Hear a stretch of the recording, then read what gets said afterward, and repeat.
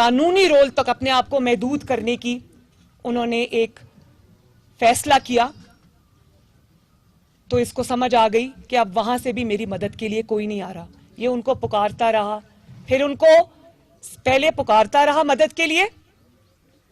جب وہ مدد کو نہیں آئے, انہوں نے کہا کہ ہم نیوٹرل ہیں, ہمارا سیاست سے کوئی تعلق نہیں ہے. تو پھر اس نے ان کو دھمکانا شروع کر دیا.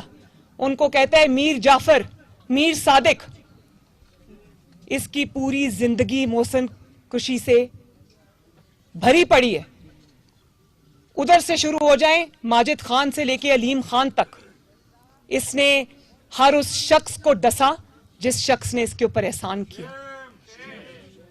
اور آج یہ اسٹیبلشمنٹ جو کہ اس کے محسن تھے, ان کو میر جعفر اور میر صادق کہہ کے بلا رہے ہیں. جب وہاں سے انکار ہوا تو یہ اب عدلیہ کو آوازیں دے رہا ہے.